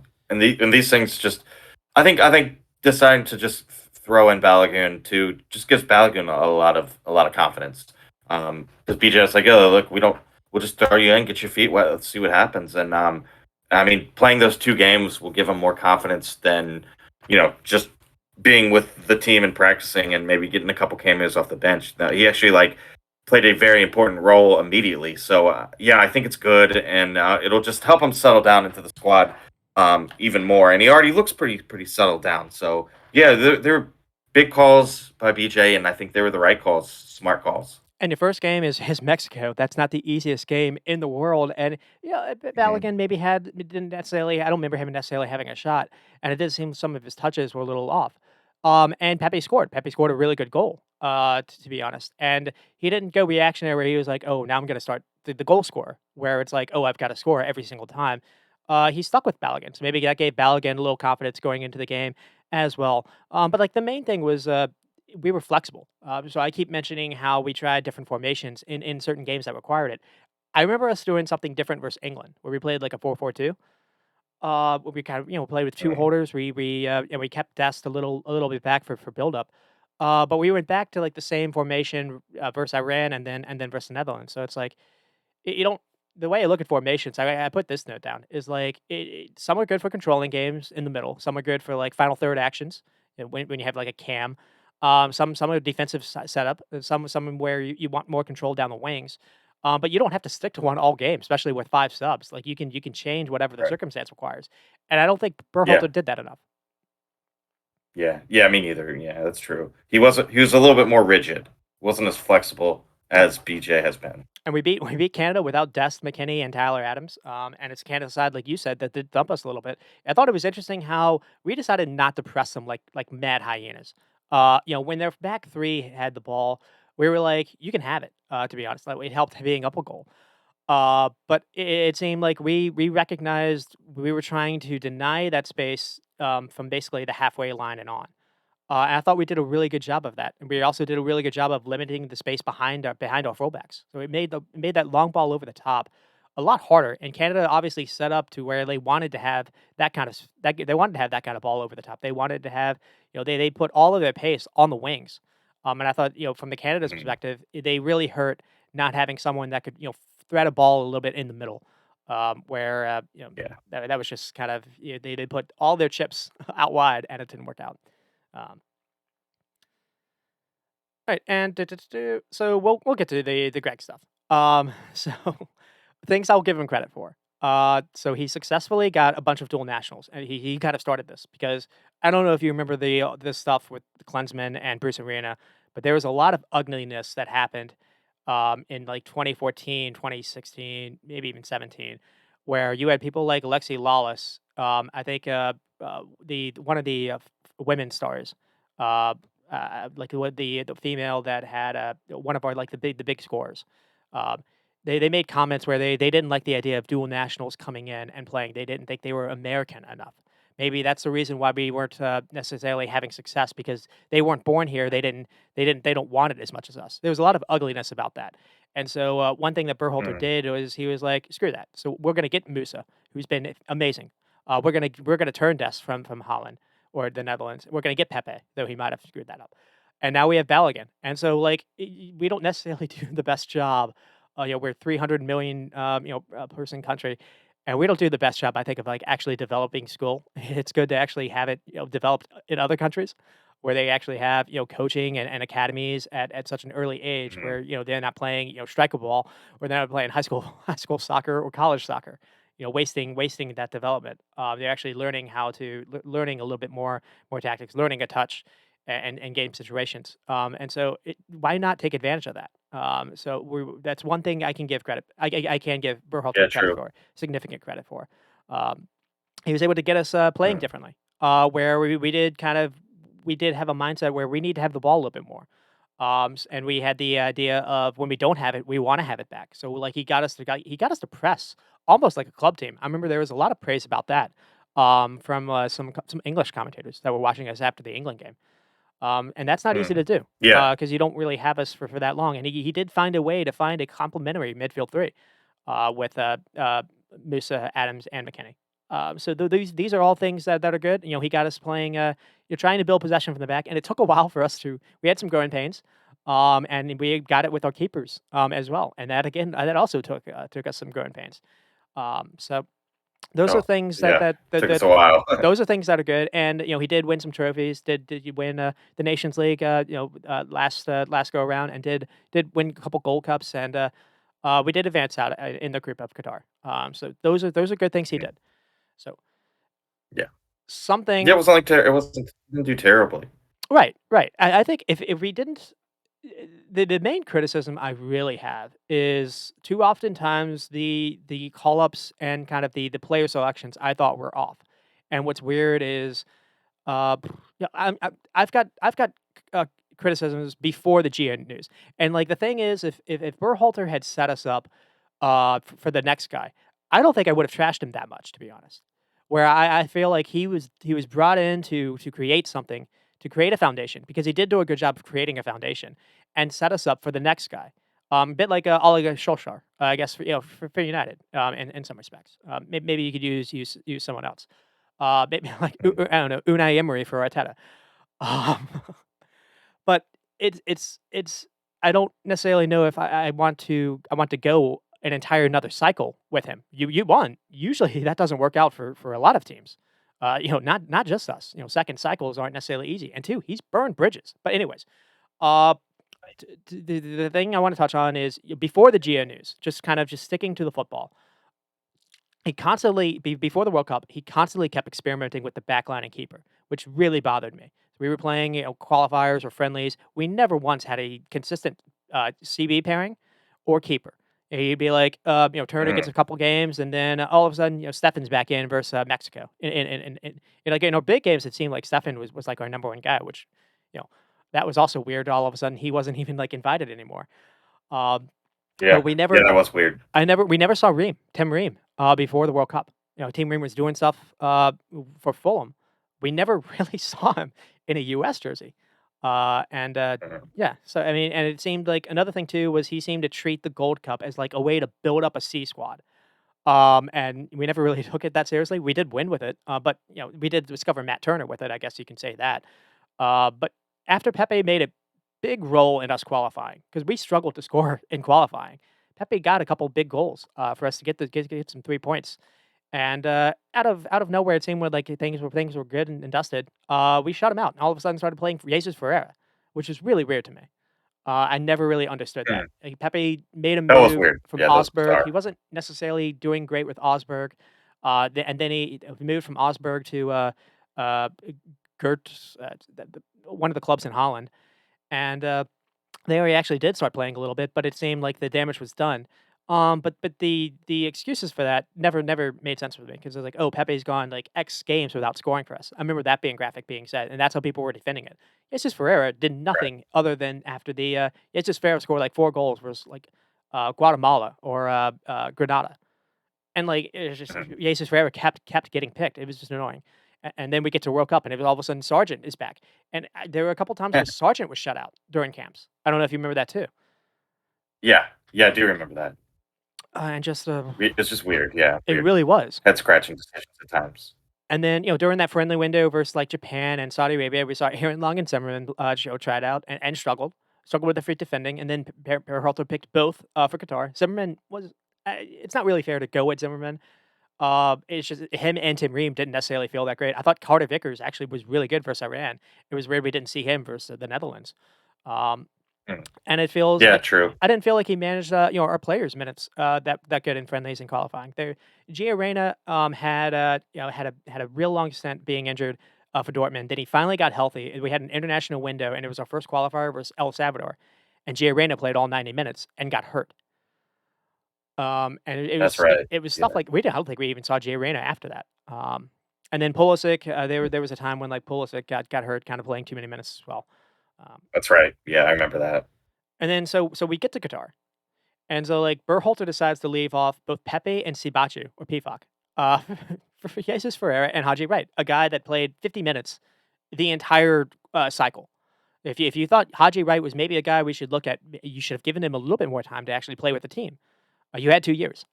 So that was more of a what the hell? And then, we went with, Josh Sargent, who doesn't play as a main lead striker for Norwich. And, he also was shut out in some of these windows. So that was weird. Weird to see Stefan dropped, which, we said this before the tournament even started. And, the rest of the selection was a who's who of, like, Christian Roldan. I understand you need some kind of, leader older guys to kind of, keep the vibes, going. But, Roldan, Aaron Long, Jordan Morris, Yedlin, and Shaq Moore. And it was just if one was trying to dispel an MLS agenda, he didn't do a good job of that. Because like it was hard for me not to just be like, what are we doing here? Some of these guys just Mm. Shaq Moore, just why? And Shaq Moore played over Yeah. Scaly. Um, Yep, he did. and so we went into Qatar without a recognized striker. What happened? We struggled to score, and we struggled to put anything on goal, and struggled to create other than crossing balls into a crowded box when we didn't have someone to aim anything in. And you're looking at how we scored, in some of these games. We needed someone to be clever in the final third and to pick a pass or whatnot. Reyna was right there, and apparently he showed he could do it, and whatever. Um, Mm. so, and then another theme I have is we struggled versus every team that used wingbacks against us. Wales, Iran in the second half, and Netherlands. And it seemed whatever teams like did scouting us, they were like, "Hey, we're vulnerable on the wings," and we were. And it was interesting to see in this game versus Canada, we weren't. So we found a way to fix that. S- Yeah, yeah, immediately. yep. So check to Callahan over Greg, and it was the one game where we didn't like actually go into it relatively predictable was England. And I think it was interesting how that was maybe our most consistent game. Now, we didn't necessarily get close to scoring, but neither did England. We were really good defensively in that game. Mhm. So yeah, and then, another thing too was, he seems to like throwing people into a burning fire without warm-ups, fire suits or warm-up suits. Out of nowhere, Sargent starts versus Wales. Out of nowhere, Haji Wright starts versus England. Out of Carter Vickers starts versus Iran. And then Ferreira gets his first start versus the Netherlands. Ferreira is the main guy you played in all these qualifiers, all these warm-ups into the World Cup. You really didn't use him. And maybe you used him. I think he came on a little bit for second half in Wales. He didn't get many minutes, and out of nowhere, immediately he has to start because Sargent's hurt. and that happened Mm. because you didn't trust, you didn't have anyone else. You didn't trust Haji, right? In the knockout game that we had to win, when you had 2 strikers, sitting on the bench where you maybe could have used. So, yeah. Anyways, so yeah, and we get to the Netherlands game. I thought we were tactically poor. So starting with Ferreira, that's fine. But we didn't. We What's weird is we actually caused a problem when Haji Wright came on, which is funny. We played Jay Reyna, kind of moved him back, and we played Reyna underneath Haji Wright. So we actually had Raj ended up scoring. It was kind of a freak goal, but he ended up scoring. And then we get it down from we're down 2-0 at halftime. He brings on Jay Reyna out of nowhere. Hey, save me. And then we get back into the game and then concede, just kind of being confused on the flanks again. I think it's like Robinson who thinks he has a marker. He thinks he has the guy that he needs to mark, and then a ball is crossed in and someone runs in behind him to kind of get it to go in. So all of that is before the Gio and Brandon mess, and then the Gio Reyna mess happens. So we don't necessarily have to touch a lot of this. I don't really want to touch on the parent side. The parent side was unprofessional. I think most people know what happened there. If they don't, they can Google Yeah. that. I thought Yeah. Berhalter was equally unprofessional, and the reason why I want to get this out is everyone that I've seen talking about this hasn't seemed to remember what Berhalter did, which is bad because he was making up reasons why Gio Reyna wasn't playing. Gio apparently was upset. He saw people like Jordan Morris getting picked ahead of him, and so maybe he was sulking the next day in training. Mhm. That he's 19. That's off base. Maybe that upsets a bunch of people in the clubhouse. Handle that in the clubhouse. That's fine. Don't make up stories about him being injured, because his dad knew it was BS, and his dad immediately went out and went public about that, and that caused a gigantic distraction by itself. And then also, don't say you have this genius plan saved up for him. Oh, we're going to use him when I know when to use him, because the plan was not to not use him until 8 minutes versus England, and then a second half versus when you're down 2 goals versus Holland. That was not in the plan. Um, so that was bad. And then what happened after the World Cup when we thought all of this was over, we were like, "Oh, Berhalter was just weird not playing him." Berhalter decides to talk to reporters and goes public saying how unprofessional Giordano was. And basically, and if it, basically, we find out that he was like sulking a little bit. How maybe he was going to leave or whatever he said. But it was such a thing where it got Dortmund to respond, being like, "What the hell? You can't just this kind of rep can stay with someone, especially someone young, and it hurts their resale value." It pissed off Dortmund, and he this was all behind us. No one was really talking about it at this point, and just Berhalter was like, "I need to save face." And he did it. He did it with reporters and did it calculated. It was weird. And then we found out Gio's parents were threatening him, and so Berhalter wanted to get at their son. That's basically what happened here. And so Gio Reyna's parents were entitled. Apparently, everyone knows each other from like a small New Jersey town, and they went to UNC. His Gio's wife or Gio's dad's wife and Berhalter's wife went together at UNC. But that just shows how cliquey and how closed off a lot of this is, which is not good, in my opinion. Lexi Lawless has Mm. said, "We're all a family. We're all a small family." He's actually said that, and I'm like, "That's the problem. That's why something like this happens because this is a closed off, tight knit family, and it shouldn't be. You're supposed to be running a soccer federation for the country." Um, Mm. so, yeah, and after all that, you hired an outside firm, and they're like, "Nope, yeah, Greg Berhalter is our Klopp. He's our Joe Marino, our Pep. He's the best guy for it." So it was shambolic. It was shambolic all around. We didn't one. If you're just gonna do this, you got to stick with him. It seems like the idea was just we're gonna stick with him no matter what. He didn't embarrass us in Qatar, and we're like, oh, home World Cup. Wouldn't it be great to have a U.S. coach? I think that's kind of what they went into it with.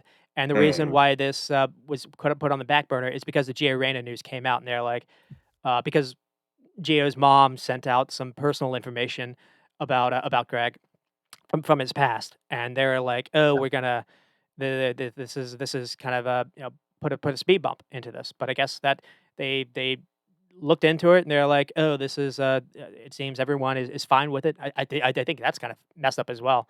Whether or not you can. you can look past something like that. It still happened, and it's not really good to award it, in my opinion. But someone's business from 20 years ago is what it is. I just think it seems like the idea was we were going to stick with Greg no matter what, and the only reason why he didn't just continue on as coach is because that news came out. So I think that's not necessarily great as well because we've wasted time, important Yeah, time. that's true. That is true. And, yeah, so we have this guy to lead us in our most important World Cup, and we've got a guy that's been vindictive, that seems calculated, seems to, like, remember when people cross him. I'm not not necessarily as joyful as someone else, some others on the, in the soccer media. But, Mm, it is I don't rely on access, to the US soccer team, so maybe I can say that, to be honest. I don't necessarily know if that's what it is, but it feels like that's what it is. Uh, mm, maybe, yeah.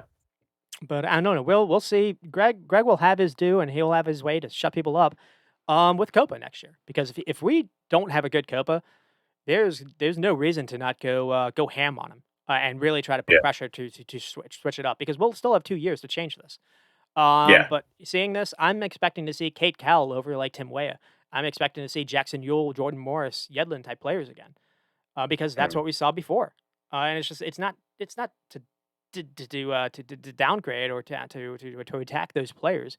It's just that sometimes uh, other players are available and better. It's just it is what it is, and this needs to be a merit based thing, not just we're trying to push a certain league that's better. I don't want us. I don't mm. want it to be that. And one of the thing I do fear about Messi coming to the MLS is they're going to be like, look how good our league is all of a sudden. Where it's I don't know. There's just a lot of stuff I don't feel good about. Mm. Yeah, I mean, I get that. Yeah, I feel the same way a little bit. So And so, I guess we kind of touched. I didn't necessarily want to do. Was that too much of a rant? I don't know. What do you what are you thinking? You just kind of like move on. yeah, I'm okay. I'm okay with the Berhalter hire. Honestly, we'll Really? see what happens. Oh, But okay. well, I mean, there's nothing we can do about it, so we might as Sure. well just be like, okay, I guess that's let's fair. see how it plays out. There. Yeah, I mean, I'm not. I wanted like a European manager, but whatever. We just got to ride with it now and hope he does well. And if he does not do well, hopefully we'll get rid of him and get rid of him quick and not kind of just linger around because we do have enough time if things go south. We do have enough time to correct it, but if we don't correct things fast when they do go south, then we're going to be in trouble. So Hey, yeah, it's a little bit. Hopefully, it's a little bit of a short leash. if we take on this Gold Cup and we've got Jordan Morris, we have Paul Areola, we have Cade Cal, we have that guy Brandon Vasquez, and we just smash teams with this Callahan ball with precision. It's gonna be hard for me to not be like he should stay. Yeah, Make me too. Make Greg the face of it. That's fine. You want him to kind of just be the guy answering questions. Let Callahan be like the tactics guy, just like second hand Mm. man or whatever. Like Alex was like, oh, he was Berhalter's second man in charge. Well, make that stay. To be honest, Yeah, yeah, I agree. He's proven it. as long as Berhalter doesn't even have an ego, so I don't necessarily know if he would like that. Where people are like, hey, I'm not getting credit for this. But anyways. Mm. Yeah, Maybe. yeah. With Canada, I do feel like there was a player that I noticed wasn't being able to play for them. He plays for Montreal, so it's not just some. There's some players in the MLS that are good. It's not necessarily just to trash them. In fact, there's a guy that plays for Columbus Crew. Is it Zelarayan? He had a fantastic game for Albania. Yeah. Mhm. Oh well. There We have no idea. in one of the Euros where like Albania like beat someone 4-2. It was kind of an upset. But anyways, Mm. a guy that plays for Montreal is Samuel Piet, who's like he's kind of this one player that plays in the middle. And he's clever. He's a good passer on the ball, and he played with us in the Gold Cup. I remember a couple years back. I feel like they could have maybe used him. But Mm. anyways, we'll move on to we'll kind of close off with transfer gossip. So it looks like Madrid is like gonna just because we talked about this last week. They might have a plan to just wait for Mbappe next year. So maybe Mbappe doesn't do anything, and he does leave for free next season because it seems his contract goes out and he can leave. So maybe the idea Mhm. is just kind of we'll just stick with what we have, and they're maybe going to add this guy Joselu to their attack, who apparently was getting caps for Spain on the weekend. We should touch on what's happening with Chelsea, because this is a little nefarious. Um, it seems like they've maybe discovered a loophole for their financial fair play issues, because it seems a bunch of Saudi clubs that are deciding to go for Mendy, Kante, Koulibaly, and Ziyech, according to that Fabrizio guy. And the thing that's weird about this is apparently that PIF fund is maybe linked to investment, a different investment fund that also has some investment with Chelsea, and that's a no-no. You're not supposed to be able to get you're not supposed to get investment from multi. You're not supposed to have an investor have stake in two clubs, in multiple clubs. There's like specific rules against that, and obviously we fear the PIF fund is definitely somewhat linked to Newcastle already. So this is weird, and it seems like maybe the Saudi league wasn't really about, hey, forming a new league to kind of compete or whatever. It was more, hey, we're gonna find a way to shift the books and save the books, move some players over to help out the clubs that we have stakes in. I don't know. Yeah. Um, Pretty shady. a little bit, and it does seem like Chelsea is doing some business as well. They're linked to that Villarreal striker in Nicholas Jackson, and Nkuku seems to be official. So, Yeah. Yeah, and Kuka's official.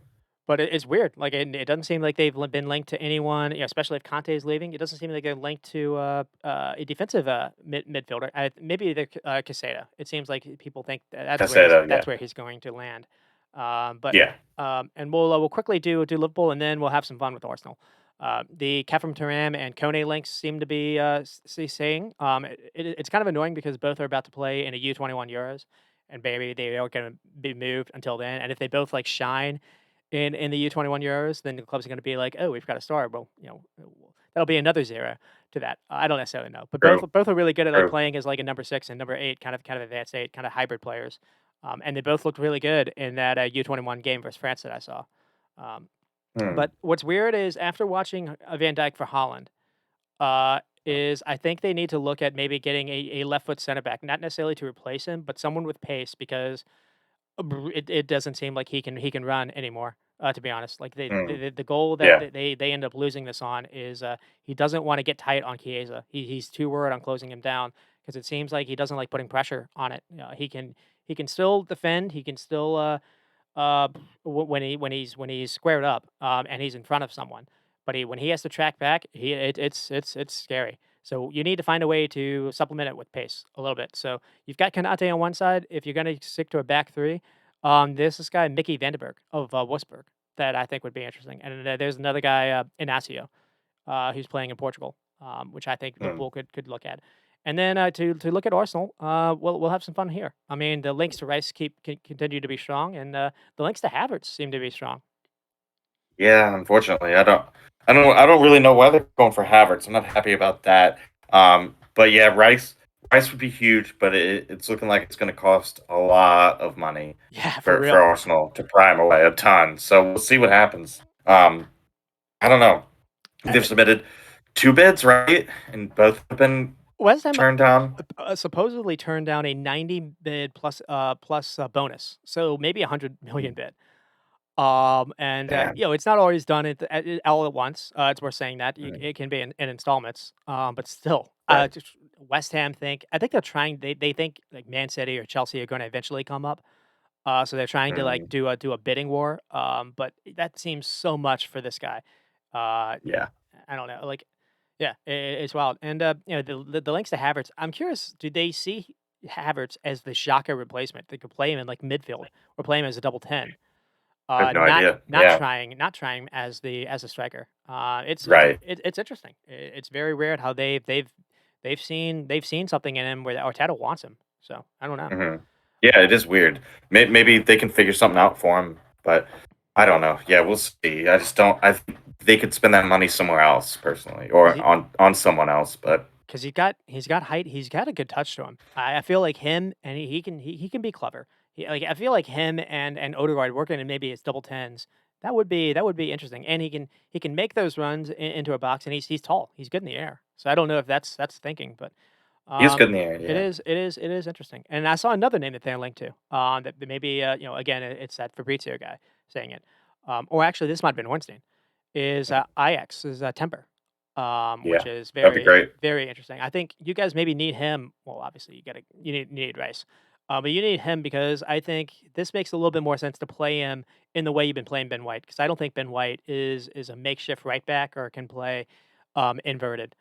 Like, it Mm, seems like you could try if it seems like the idea would be to try Timber, Declan Rice, and, have, Zinchenko, almost like in the line as like a midfield, like a makeshift midfield 3.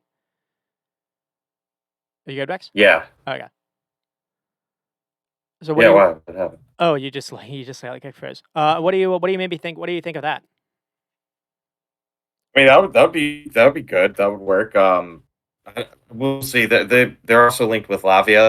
That would be awesome. Young Hmm. guy that could play in there. I don't. Partey might leave. I don't. We'll see. I It's think gonna be part a it's gonna be an interesting summer. Yeah, I think Party is gonna leave. Maybe he'll go to, one of the one of the Saudi clubs, I don't know. He might. Maybe Arsenal will Yeah, he do the might. do the Chelsea thing. Um Maybe. Yeah, but, it's interesting, Lavia as well, but, it seems a number of teams are targeting, like, defensive midfielders. And I've found one that I haven't seen linked to yet. His name is Amor Bet, 26 years old, so similar profile, similar age as Declan Rice. He starred in the World Cup for Morocco. I remember talking about him during the group stage.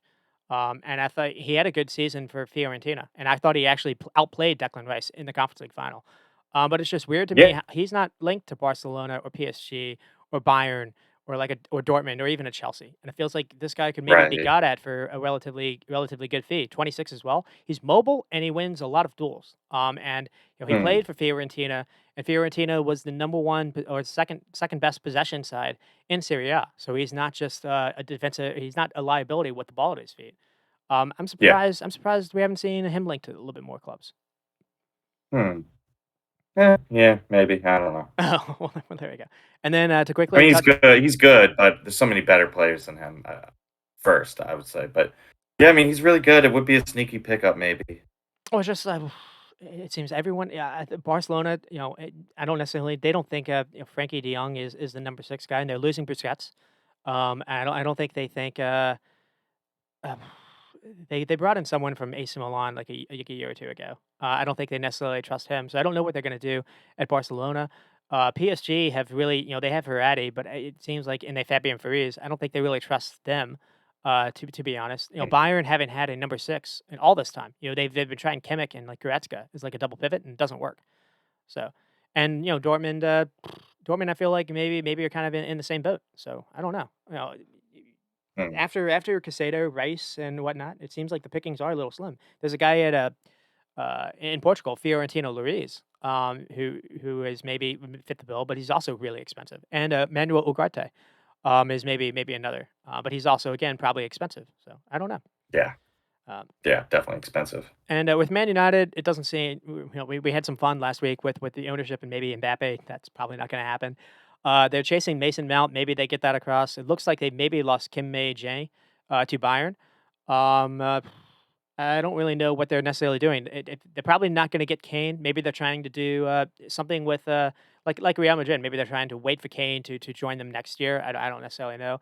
If not, Osimhen and this guy Haaland from Atalanta. Seems to still be strong links. But I saw that Atalanta's asking for a lot of money for him, like Mm, $80 million, and he didn't score that many dang. goals. I think he scored like 12 goals last season. Um, Interesting. but young. I mean, it is what it is. But yeah, I don't really know what to think of Man United. I think I did see they're linked to a Monaco defensive or a defensive back or center back, Axel Diaz. Mm, So that would be an improvement over maybe Lindelof and obviously Maguire. Maybe you lose Maguire and insert him. So that would yeah, probably help you. Interesting that they keep chasing Mason Mount because I feel like him and Bruno Fernandes are kind of the same player, and Bruno's like absolutely starring for them. Yeah, he had a decent season for them last year, and he's starring for Portugal right now in Euros. So I don't really know how you would all play Mason Mount and Bruno together, because I don't know yeah, what you would do with Christian Eriksen as well. So and then mhm, Brentford, it looks like have signed a tall 6'4", 18-year-old that plays for South Korea. I don't really know his name. It's also Min, I think. Uh, mm. or yeah, or Kim. Maybe it's Kim. Um, Cam, yeah. And one thing I wanted to put down here is South Korea and Japan. I think are an area that other teams can scout. So Kubu is just 22 years old. One of the better young players at like creating goal scoring chances. He's really good at like progressive carries and in passes. But he is 5'6". But South Korea have a guy that's called like I look at him like a Song region in Kang In Lee. He plays for Mallorca. He's 22 years old, and he created 7 chances in his last game versus Peru. And I looked, and he's got the second best dribble success rate for anyone under 25. Hmm. This guy seems Interesting. like, a mini Matoma kinda player. I'm surprised you haven't necessarily seen him, like I think he's maybe linked to PSG, but I feel like a Premier League club could maybe come in and be like, "Hey," because Son, the EPL has a lot of reach, in South Korea. I think, like, Son's kind of helped with that. Yeah. Maybe there would be a little bit more, maybe Kang Ling Lee would see, maybe that is a little bit more, lucrative or, more attractive. I don't know. And then, Rio Hatate, who plays, he's balling with Celtic, and Celtic just hired Agne Pusic. I can't say his name. Hired the Celtic manager, and I think it'd be interesting if he would target some of his older players. Rio at Spurs, I think would help him because he's a clever passer on the ball, and he had something like five or six key passes in that last game versus Peru as well. And then I'd be interested to see if maybe Celtic would target Jota. I mean, Spurs would target Jota, Celtics Jota. I'd be interesting if a team tries to target Jota off Celtic. And then we have a lot of guys that don't really have their futures already secured. So I mean, a lot of guys that played in the Nations League. Chris Richards doesn't play much at Palace. McKennie, Adams, and Aronson are in Leeds. We figured at least Adams is probably going to make a move, but we haven't heard anything. Balogun, Hmm. Weah at Lille, Pulisic at Chelsea is still kind of an up and up. And then Musa at Villarreal is interesting because maybe it's just me. I think he would work as maybe a Casado replacement at Brighton. Just kind of, especially the way he was able to play in this pivot, and maybe I don't know if we'll see Anthony Robinson move. Um, and then to kind of close up shop, the Gold Cup starts this week. I don't really necessarily care that much, though. I am a Callahan in. I want to see what we start with Jamaica a little bit. Me Imagine too. Yeah. Davies won't start versus Canada, and Mexico's B squad is maybe better than their Nations League team. I don't know. Can't get worse. So maybe try Yeah. playing Could be better. Could be better. some young guys. But we start off with Jamaica, and Jamaica is an interesting roster, at least on paper. I don't necessarily know what they'll be, you know, playing, but they have Mikel Antonio, they have Brentford's Ethan Pennick, they have Fulham's Bobby Reed, Aston Villa's Leon Bailey, who had a pretty good second half of the season for them, and it looks like Everton's Damari Gray has changed allegiance from England for Yeah. Jamaica. So at least attacking wise, they seem pretty interesting on paper. And I think Gray, all of them will be available on the for the Gold Cup to be selected. So we'll see if they make appearances. Yeah. Could be a good game. And so that is it. We got one more in. Do you got anything else you want to end off with? No, man. I don't think so. Oh, well, there we go. We were able to fit it in. It's kind of funny. I wasn't expecting a whole lot of interesting stuff to happen this summer with the World Cup that just happened, and because we're kind of half a year late, all of the Euro qualifying and whatnot kind of kicked off. Everything is because out of nowhere, Euros are next summer. It's crazy how that works out, and we also have next summer is going to be wild as well because we have Copa and Euros again. Yeah. It'd be awesome. Yeah. Hell yeah. So we've got that to look forward to, and we've got a break, I guess, coming up. So Rex, I want to I don't necessarily know when we'll do this again. We'll try to I think we said like last week we'll try to sometime later on we'll try to do a transfer recap, maybe like kind of a little bit of a preview show. Try to fit that in. Maybe do a couple of that. Maybe have Jeremy and Alex on later on, and I don't know until then. I want to say good to see you again, Rex, and I guess for us two at the reserve squad, you stay squatty Hey, squatty folks. and stop recording.